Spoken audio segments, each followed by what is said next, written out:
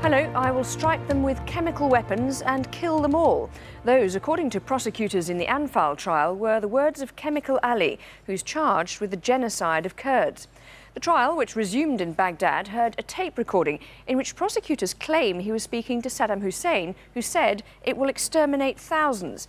It's the most damning evidence yet at the Anfal trial, and if proved, it could send Chemical Ali to the gallows to suffer the same fate as Saddam Hussein. John Cookson reports. Accurate estimates are hard to come by, but prosecutors reckon nearly 200,000 Kurds were killed during Saddam's brutal Anfal campaign. Many were gassed like these at Halabja, and now in a Baghdad courthouse chilling new details have come to light. Prosecutors produced a tape which they claim contains the voices of Hassan Ali al-Majid, the man dubbed Chemical Ali, and Saddam Hussein discussing plans to gas the Kurds. According to prosecutors, Chemical Ali says, "I will strike them with chemical weapons and kill them all. Who is going to say anything? The international community? Curse the international community." Saddam adds, "Yes, it's effective, especially on those who don't wear a mask immediately, as we understand." A voice asks, "Sir, does it exterminate thousands?" "Yes, it exterminates thousands and forces them not to eat or drink, and they will have to evacuate their homes without taking anything with them until we finally clear them." Saddam was hanged on December the 30th after being convicted of killing Shiites in jail. An empty chair today where the Iraqi leader once sat. Al-Majid faces charges of genocide, and prosecutors believe the tape proves his guilt. John Cookson, Al Jazeera. Well, we can cross now to London, and Anwar Mohammed, the chair of the Kurdish Cultural Centre. Thank you very much indeed for joining us. What's the reaction of the Kurdish community to this alleged conversation between Chemical Ali and Saddam Hussein? Absolutely devastating, and really brings back all the horrors of the 1980s, really, very vividly, that an atrocious dictator and his commanders discussing the killings of thousands of people as if they were flies. This is really a travesty for the international community, for Saddam Hussein to pass or escape judgment on a technicality, as he will not be around to answer for all the horrendous crimes he committed against the Kurdish people in Kurdistan and Iraq as well. So you would have preferred to see him continue with the trial rather than having him be executed before it could get underway properly? Absolutely, absolutely. This is a crime, a genocide crime against humanity, and the magnitude and scale of it is absolutely horrendous. And by the dying of Saddam Hussein, he took to grave with him the details of the hundreds of thousands of people who have been killed and the thousands of mass graves that are scattered around Iraq, especially in the southern region. So absolutely, really, this brings it back. The Kurdish people and the Iraqi people deserve better judgment, so that all the details of his systematic campaign against the people of Iraq, especially the Kurds, would have come out to serve as a lesson for future dictators that they cannot kill their innocent people with impunity as they have done. Now, clearly the trial is underway in Iraq, but are there other legal steps that the Kurdish community is envisaging? The trials just started again today, and I was really, although I accept the technicality in terms of the law that someone could not be tried when they are not around, but really the crimes of Saddam Hussein and his regime go beyond the individual responsibility of these people who deserve all the punishment, right punishment they deserve.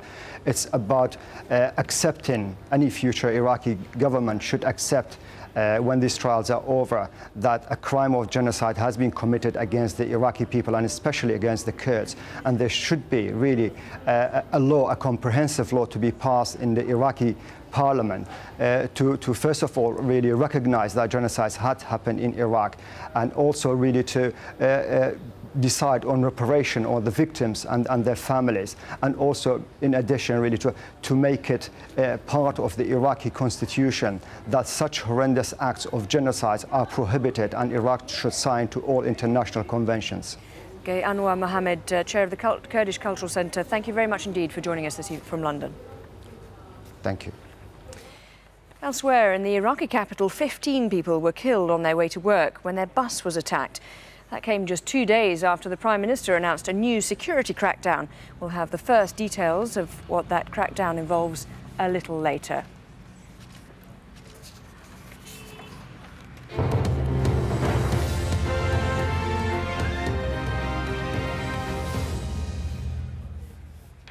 The President of Somalia has returned to Mogadishu for the first time since he took power just over 2 years ago. Abdullahi Yusuf told Al Jazeera there will be no negotiations with the Islamic courts, who ruled the capital for 6 months. John Terrett has more. It's difficult to make out, but this is Arab history in the making. At the bottom of the screen, a convoy carrying the Somali president to the capital Mogadishu for the first time since he took office in 2004.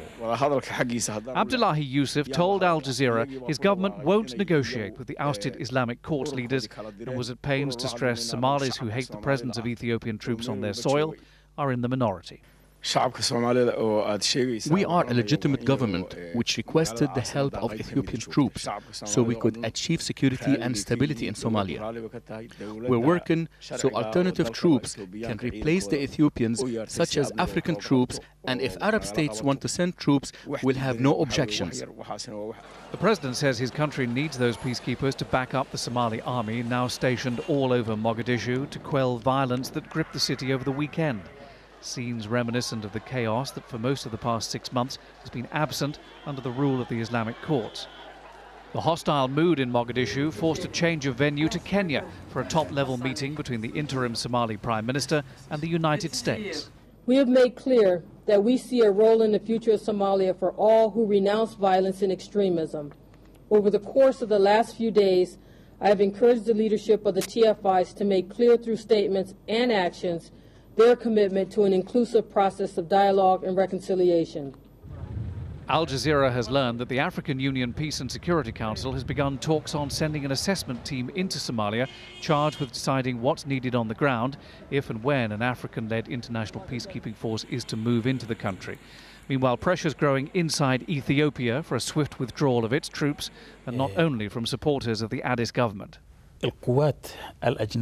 Foreign troops, be they Arab or other international forces, will not solve the Somali problem.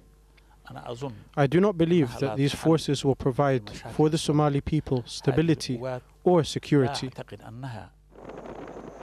Pictures have been coming in all day from difficult-to-reach parts of Somalia. The green bushes on this road from Baidoa to Mogadishu hide evidence of a devastating firefight having taken place 2 weeks ago. Some of the injured are only now reaching hospital. John Terrett, Al Jazeera. Well, our correspondent Mohammed Addo is in Mogadishu. Mohammed, it seems strange, doesn't it, to have this being the first visit of the president to Mogadishu since he came to power? Indeed, it's very strange, and the president had earlier on avoided the capital, saying that it was very insecure for him to base himself and his government in. But today he is back, and tonight he is spending the night in Villa Somalia, the presidential palace. It is a place that is crying for innovation, but it is something that the president is doing symbolically to show the residents of Mogadishu that he is fully back to the capital and his government is now back in full force. And when you've been talking to people, are they convinced by this move, or do they just see it as a cosmetic kind of gesture? Well, many of Mogadishu's residents are not happy with the government or with the president, as well as his prime minister and the troops that they have been putting around to try and pacify the town.